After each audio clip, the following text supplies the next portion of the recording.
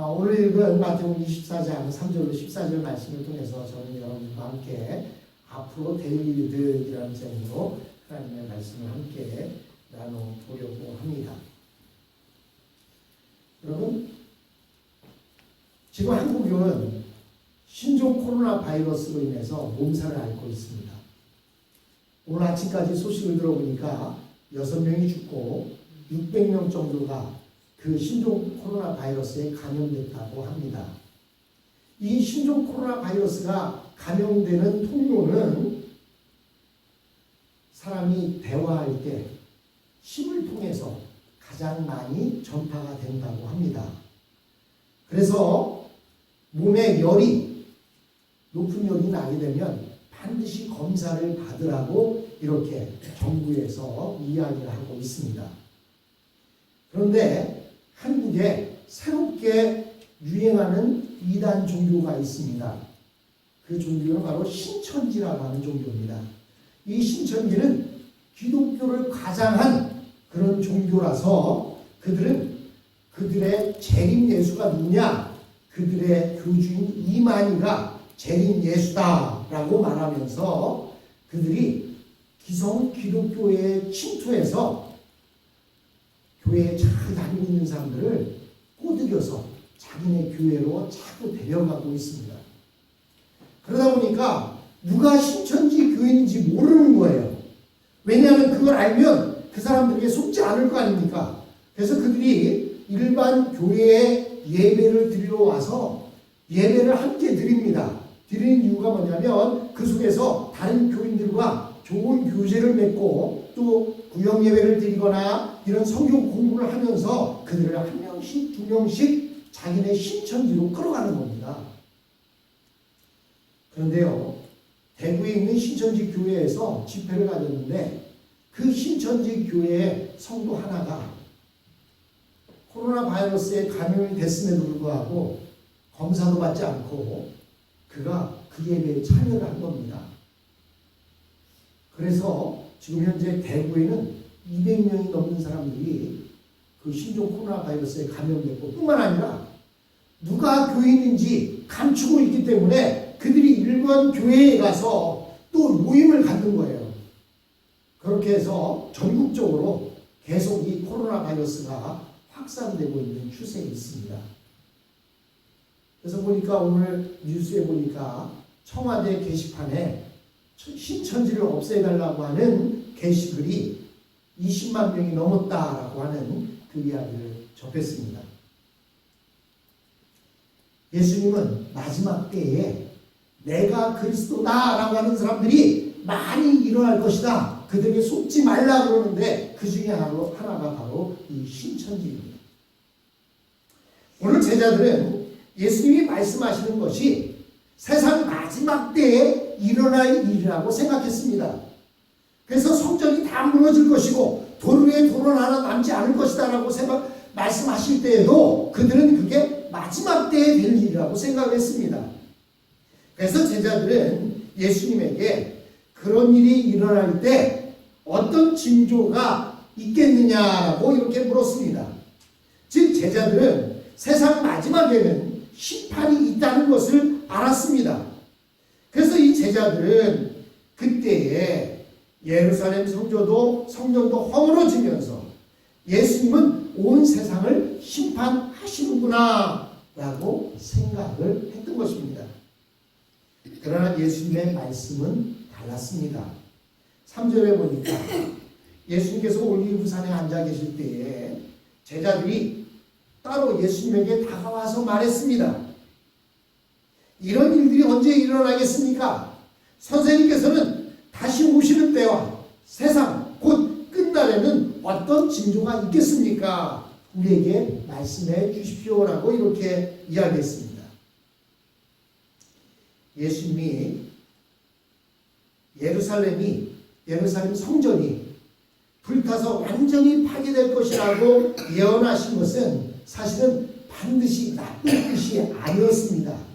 왜냐하면 예수님이 이 땅에 오신 것은 당신이 성전으로 오셨기 때문에 더 이상 모델 하우스는 필요가 없었던 것입니다.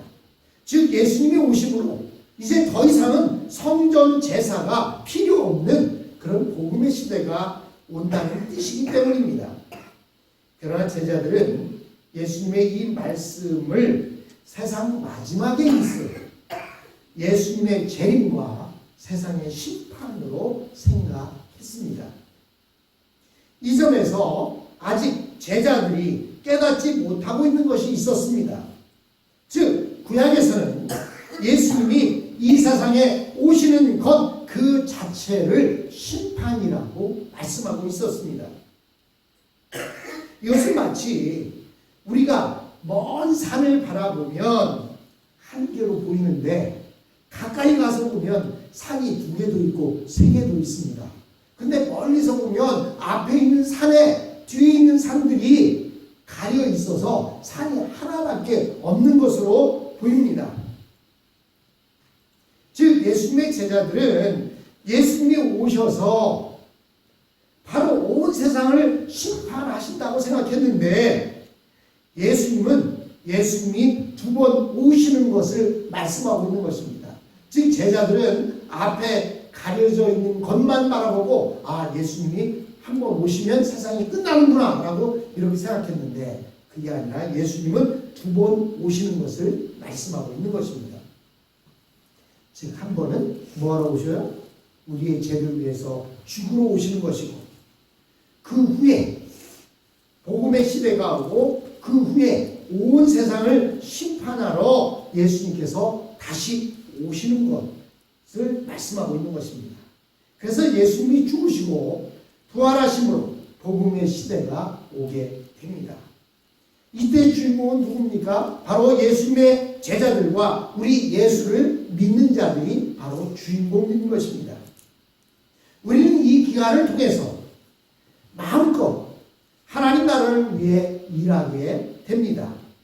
마치 주인으로부터 달란트를 받은 종들이 자기 힘과 열정을 다해서 영혼을 건지게 되는 것과 같습니다.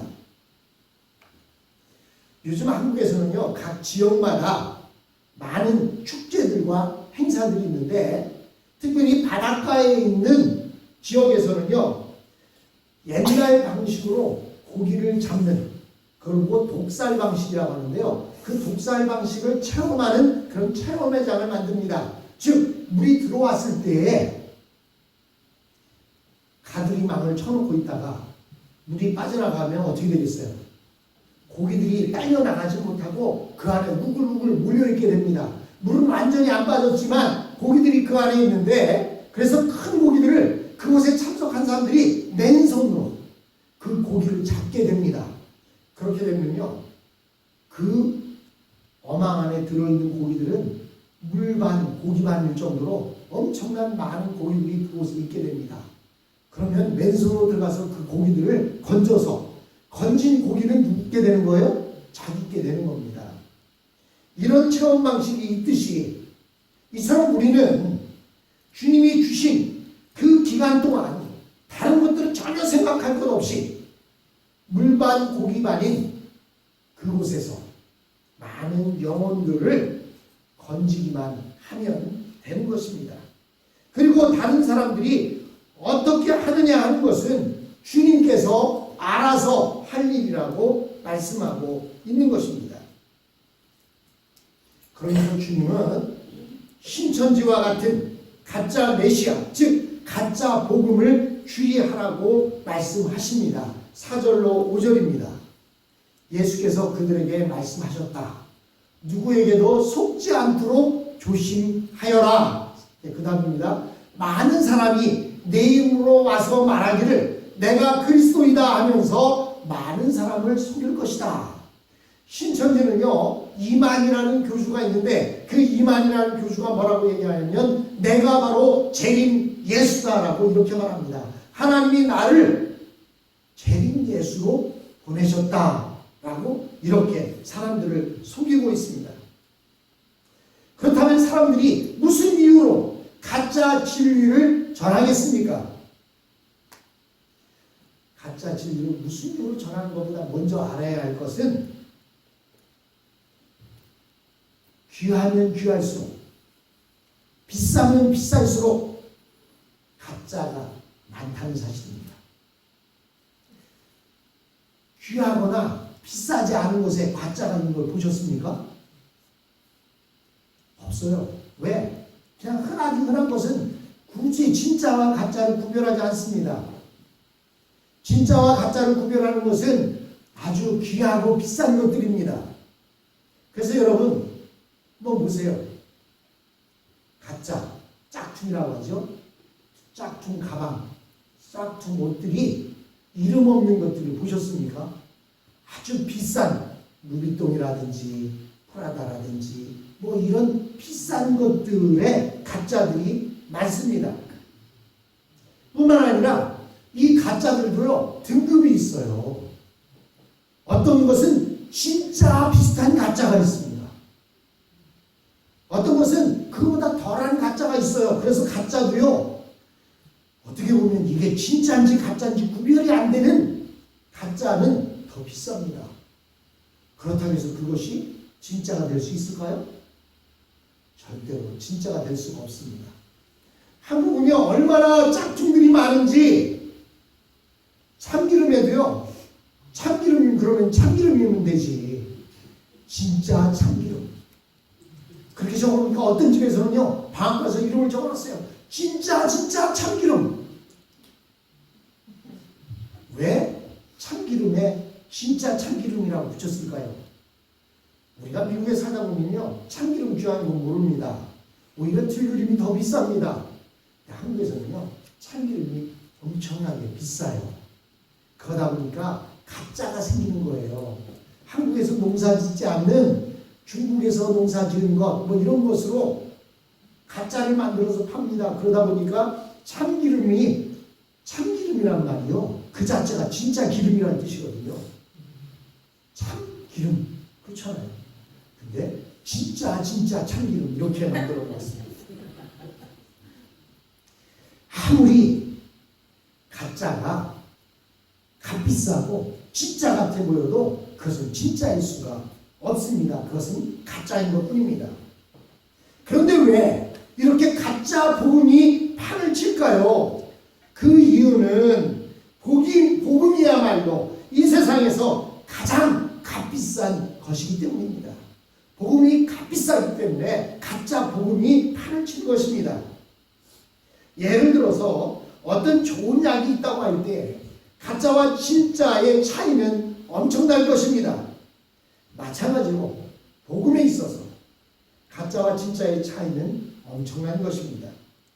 그런데 사람들은 재미가 있고 자기 생각에 맞으면 복음이라고 생각하는데 가짜 복음을 듣는 것은 영생을 사기당하는 것과 같습니다. 여러분 진짜 가방이라고 비싼 돈을 주고 샀는데 가져와 보니까 가짜다. 그것처럼 억울하고 그것처럼 화가 나는 일이 어디 있겠습니까? 마찬가지입니다. 가짜 복음을 듣는 것은 영생을 사기당하는 것과 마찬가지인 것입니다. 제가 어렸을 때 무척 몸이 약했다고 합니다. 그러다 보니까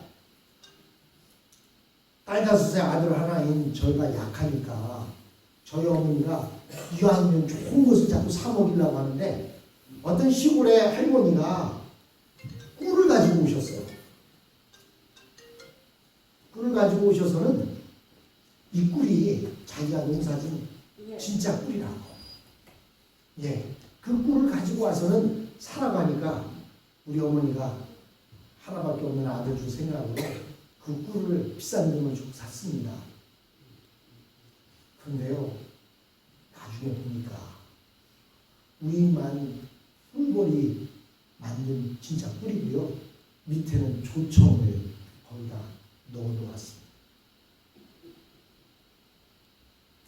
여러분, 이렇게 진짜 꿀을 산다고 샀는데 가짜 꿀을 속아서 사게 됐던 것입니다.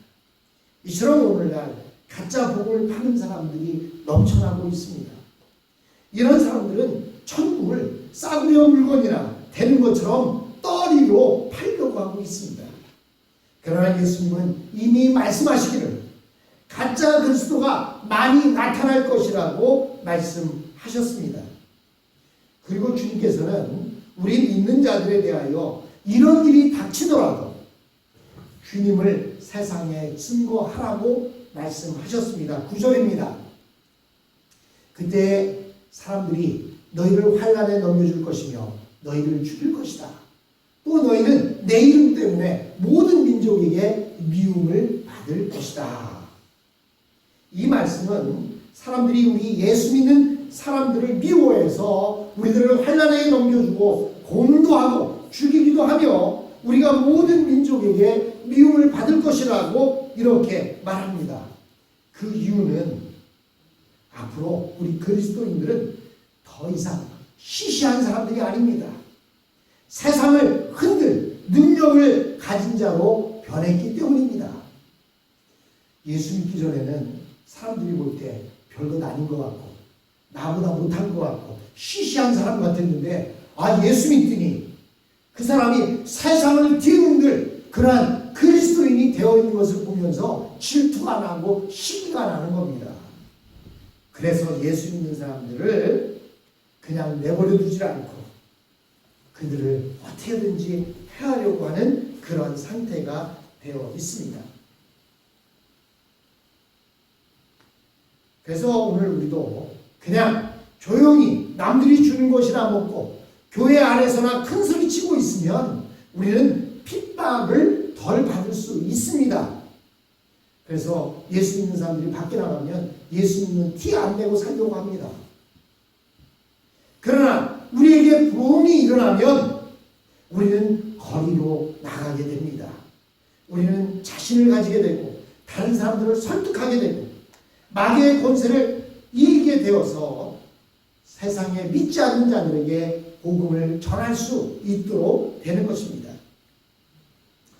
어느 기자가 왜 예수 믿는 사람들, 기독교인들을 미워하느냐, 안티 크리스찬들이 많이 있느냐, 그것은 바로 종교의 균형이 깨졌기 때문이다라고 이렇게 말을 했다고 합니다. 우리 예수 믿는 사람들이 더 큰 힘을 갖게 되니까 나머지 사람들이, 나머지 다른 종교를 믿는 사람들이 우리를 미워하게 되는 것입니다. 그러나 이것은 오히려 하나님이 우리를 사용하셔서 하나님의 살아계심을 나타내려고 하시는 그러한 의도가 있는 것입니다.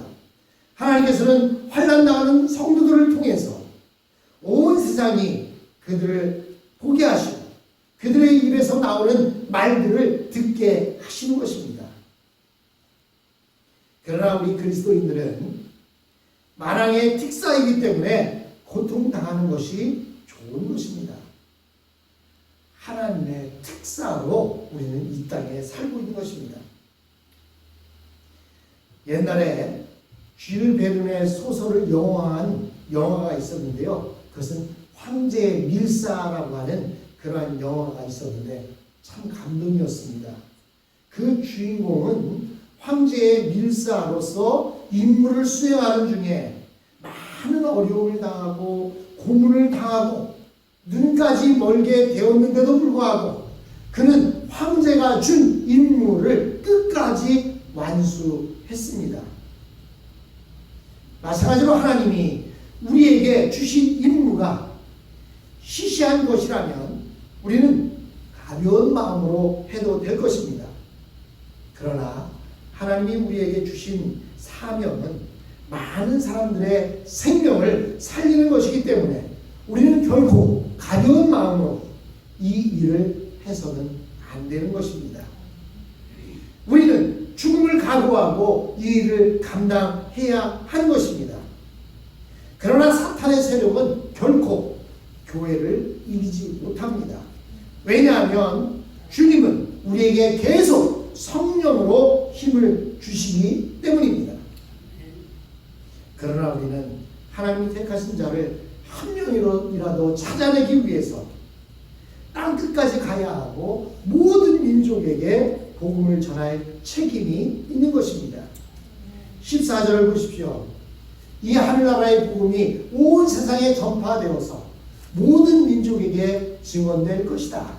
그때야 끝이 올 것이다. 여러분, 많은 사람들이 그럽니다. 하나님, 언제 이 세상에 끝이 옵니까? 예수님 빨리 오십시오. 예수님을 빨리 보내주십시오. 라고 이렇게 말합니다. 그런데요, 성경에서는 이미 예수님이 언제 오실 것을 말씀하셨습니다.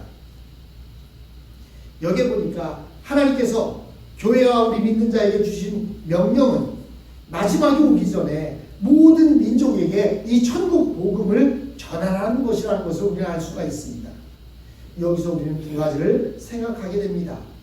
즉 여기에 모든 민족이 어느 선까지를 말하느냐 라고 하는 것입니다.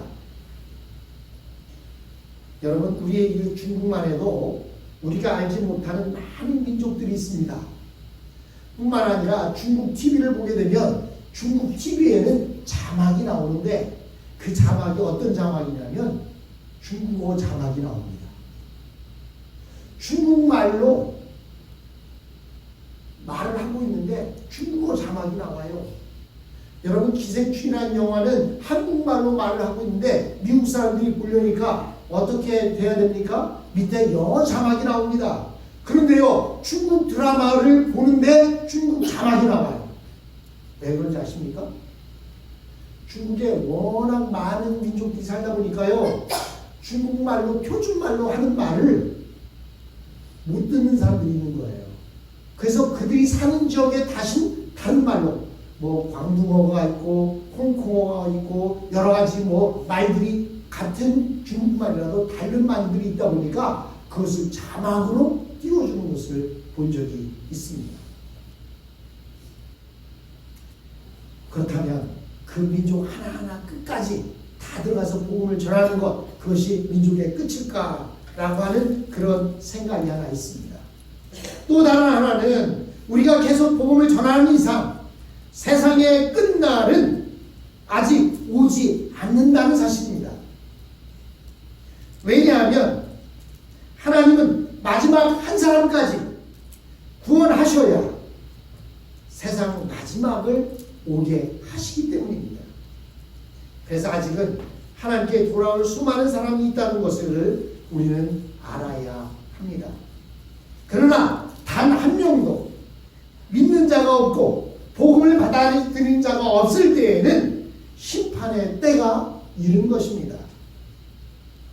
그래서 예루살렘의 멸망 이후 모든 민족에게 복음이 전파될 때까지 교회는 하늘과 땅의 모든 권세를 가지신 예수님으로부터 절대적인 명령을 받고 복음을 전하게 되는 것입니다. 하나님께서 우리 인간들의 죄악을 보시며 당장이라도 소돔과 고모라처럼 유황불을 내리실 것 같지만 하나님께서는 복음이 증거되고 있는 동안 세상을 지켜주실 것입니다. 그러므로 사랑하는 성도 여러분, 세상의 끝이 빨리 오는 것이 싫습니까? 내가 세상의 끝을 보기를 원치 않는다면 여러분 계속 복음을 전하십시오. 복음을 전하는 동안 하나님은 우리가 복음을 전하는 그것을 보시고 하나님은 멸하지 않으실 것입니다. 아브라함은 자기의 조카 롯이 살고 있는 소돔과 고모라 성을 위해서 하나님과 담판을 지으면서 계속 50명, 45명, 40명 해가면서 이렇게 40명, 30명 해가면서 하나님과 대화했던 모습을 보게 됩니다. 여러분, 우리 주위에 아직도 많은 죽은 영혼들이 있습니다. 그들에게 복음을 전하는 것, 그것이 바로 먼저 믿은 우리의 사명입니다. 그 복음을 전하며 살아가는 저와 여러분이 되었으면 합니다.